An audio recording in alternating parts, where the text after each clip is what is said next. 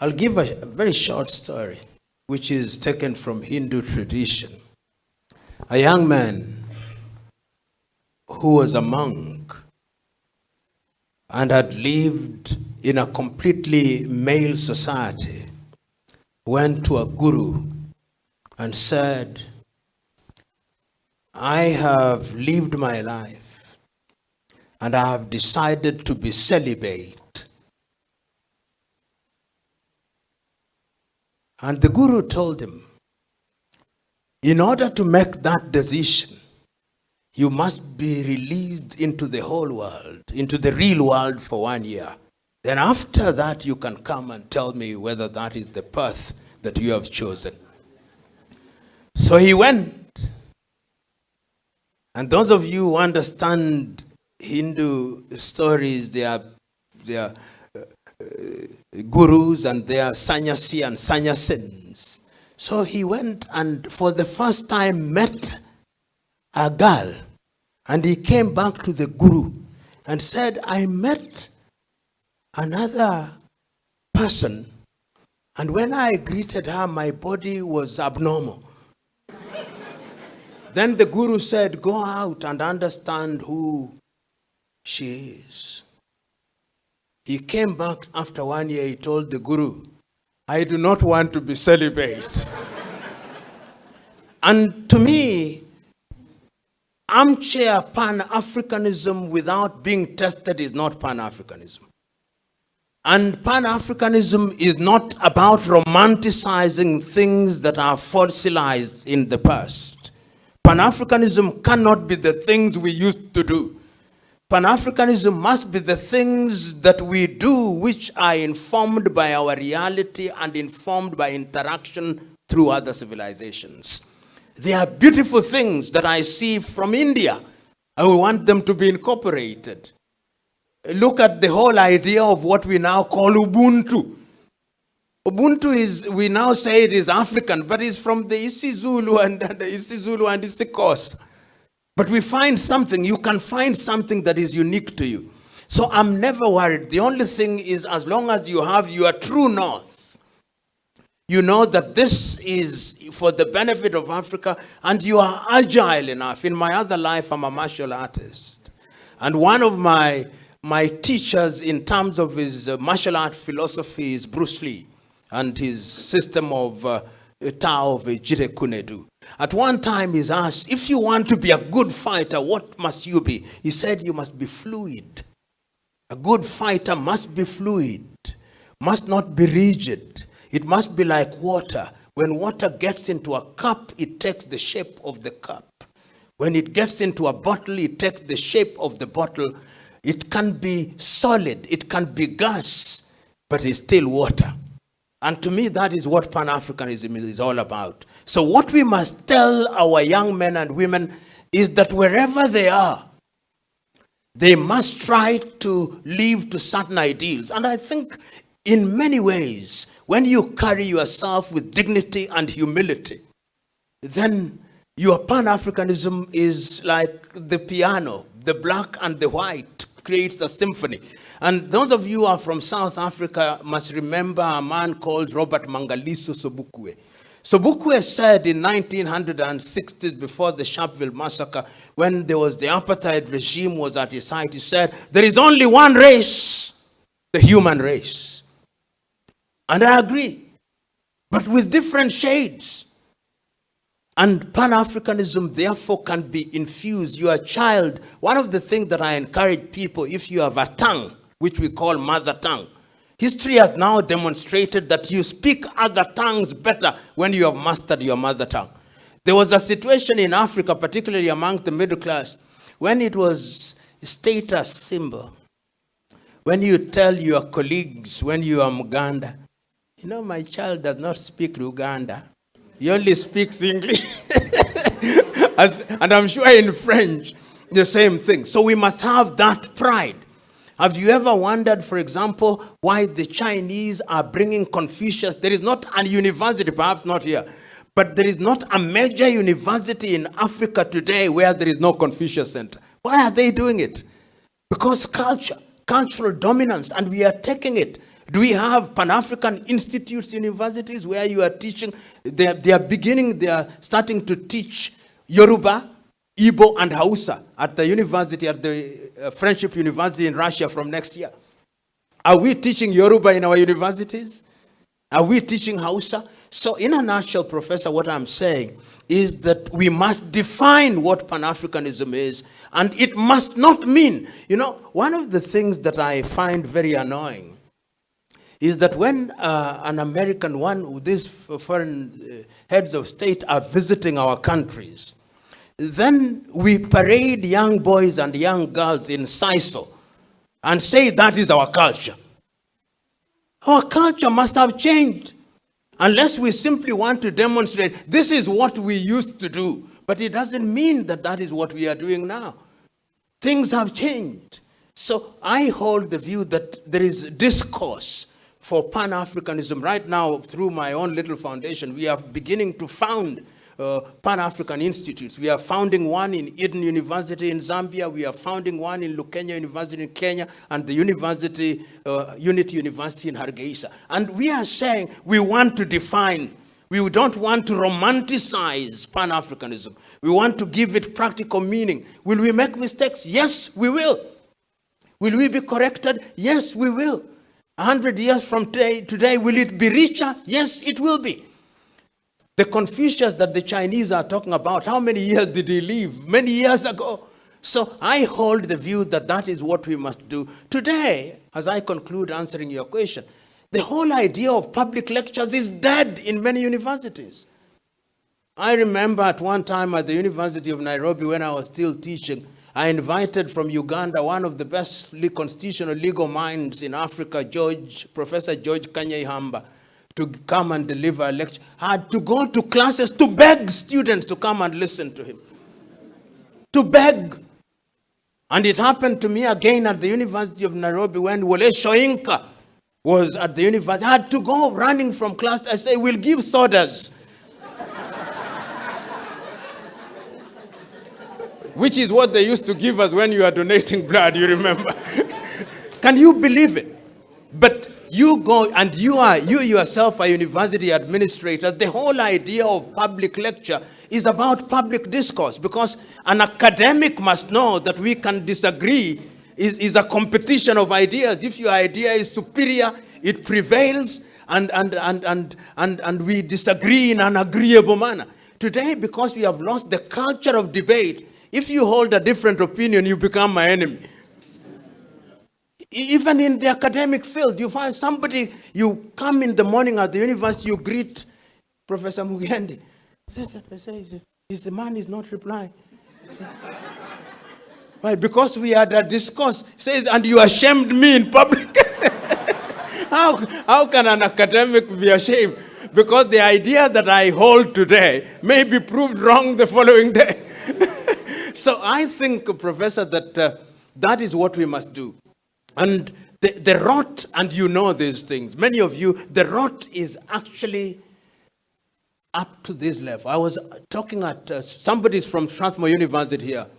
We were holding a discussion about artificial intelligence at Strathmore University. And I said this, I said I'm a disruptive thinker. And I said, okay, you are IT experts. Who's IT? You are spanner boys and spanner girls for Google. Yeah, because you are not in control of the technology. So you may be doing things, you have said, oh, cloud. Who's cloud? Are you in control of the cloud? Today we are all on website. Whose website? Who is controlling that website? A church here can be turned off like this. So in order, and this is the Pan-Africanism that I'm talking about, let us appropriate that technology and begin to control it from Accra.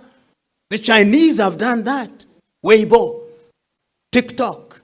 But we have not. We are still gleefully Google, cloud.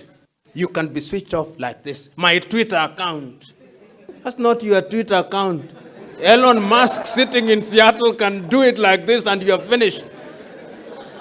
But what our IT at the university, I want to hear that there is a collaboration, because right now, Professor, within East Africa, we have university, you vice chancellors meet, both in Kenya and in East Africa. In West Africa, it's the same. I want to hear that one of the things you are talking about now is IT. Because we are going into the fourth industrial revolution, the fifth industrial revolution, and we are talking artificial intelligence. But are we in control? Are we in control of the drone technology? We are just consumers without being in control. And curiously, I look at what is happening. China, for whatever it is worth, the only media that I watch faithfully is CGTN and CNC, to just understand. Within 30 years, these fellows have done marvel. In my ethnic group, some people come from my ethnic group. If you had a shirt called Japan, which was Japan, it was the cheapest quality from Japan. Then if I said, your shirt is Korea, it means it was from Korea. That is in the textile industry. When I was alive, there was a time when the radio that we used and knew was Grundig. Today, tell me where there is Grundig. Nokia came, Samsung came. Look at what the Koreans have done. Look at what the Vietnamese. Vietnam, by next year, is going to produce more coffee than Kenya and Uganda combined. Vietnam. I tell people sometimes morbidly, look at your undergarments. They are made in Vietnam. And when you go to eat today, look at your toothpicks. So, this is particularly, as I conclude answering that question, is in this area of artificial technology, really we must take charge. If we don't take charge, because there's no going back, the only question, who is in control? The Indians now are amazing. You go to India and you see what is happening at Indian University, both in that sector, because technology is controlling everything. It is medical sector, is agriculture. Look at the patents that are being issued in Israel. Little Israel. Israel registers more patents than all African countries combined. Little Israel. Israel is smaller than Greater Accra. Last question you said. The problem we have in Africa is the disconnect between the professional and the policymaker and the quality of politics on critical things. And I think my own view is that we must keep on trying. Sometimes we judge ourselves too quickly and too harshly. Because if you look at the history of many African countries, some are very young in terms of trying to domesticate, if you may. And I'm using the word domesticate very guardedly, because there is a sense in which certain areas and certain knowledge is universal. The laws of physics don't change because you are in Africa. But there is a sense in which when you implement physics, they can be applied to address specific issues. So when we are talking about decolonization, we are talking about the sensitivity of curricular articulation and implementation to the realities on the ground. Take, for example, agriculture. We now know that Africa is losing her seeds in the area of agriculture. We don't control what we eat. And we know that there is a conspiracy through monopolies such as Syngenta and Monsanto. And they are present in Africa. You have the 1 acre fund. They are everywhere. They are to be found everywhere. Can't we, when we are crediting our faculties of agriculture, make demands of them?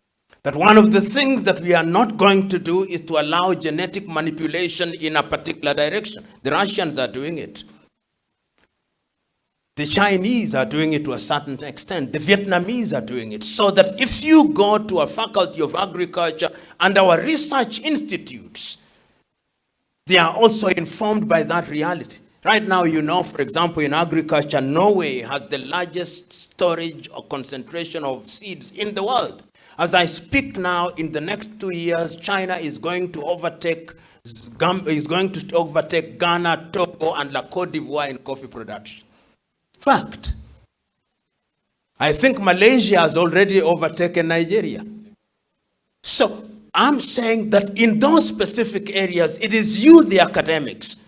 You are vice chancellors. Why do you sometimes sell yourselves short? Keep on making noise. Keep on making noise. Don't surrender. Don't think that you have not achieved them. It's chipping it slowly by slowly. And I think that regulators, and there are regulators here, who in that specific area of agriculture, you can now begin to inform. Look at the area of management. There is nothing that annoys me most. I don't know whether there are accountants here. If there are accountants here, you hear at the end of every meeting that we have read your books. They are now conform with universal standards. Whose universal standards? Why can't we have, when we are looking at specifics, that they are African standards with certain standards which are peculiar to Ghana, even when we talk about universality, because business is different.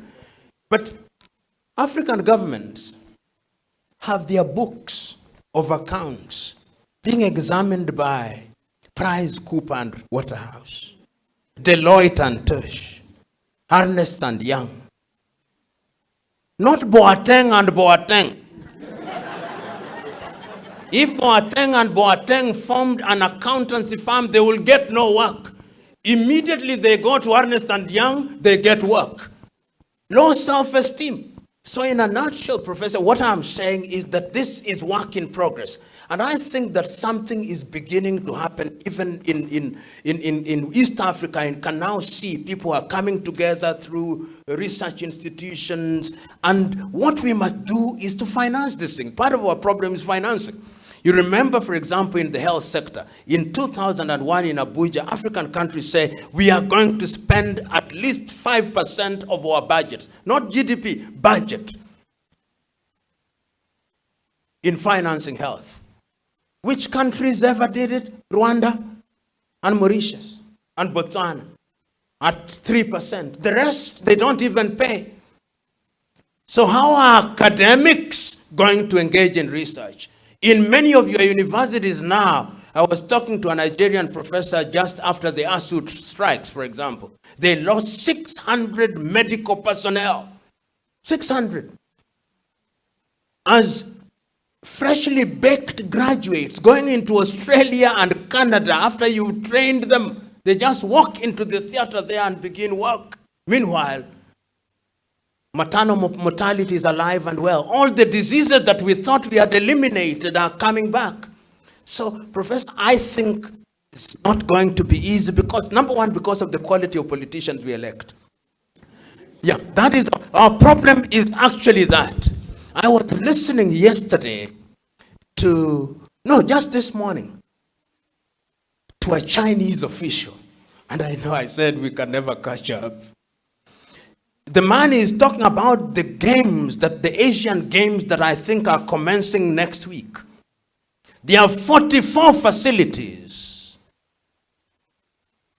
And they are thinking how those facilities are going to be utilized after the games are over. And they are thinking about linking them to institutions for sustainability. I want you for 2 seconds to think about own African country, what we do with them. What we do with those facilities. Zero. Very few, except in South Africa. In certain areas, South Africa tries to do a good job. Mauritius tries to do a good job. A few African countries. Rwanda is doing a very good job with their basketball pitch, which they are now using. So there is a sense. So it's not all gloom and doom. You know, sometimes we don't give positive examples. Those of you who are from South Africa, for example, will remember that South African institutions are the ones that are doing better than everybody else because they had a firm foundation. And there is something I forgot to mention. I'm overextending my answer. But education is so important. How many of you remember, for example, the 1976 Soweto massacres? It was about education. How do you train people? In what language? The Cameroon massacres about the use of English and the use of French. So it can be done, Professor. And I now, as I grow older, in my younger days, I used to misguide myself that everything would happen in my lifetime. I now know better. I now know that mine is to play my part. And once you play your part, then that is the best you can do. And the other thing we must do as Africans is to document. We don't document things. So that your good ideas, they just disappear. But these other civilizations, what they have done very well is documentation. The mortality rate of journals in African universities is without comparison. If a journal survives for 3 years, then you hold a party. Thank you very much.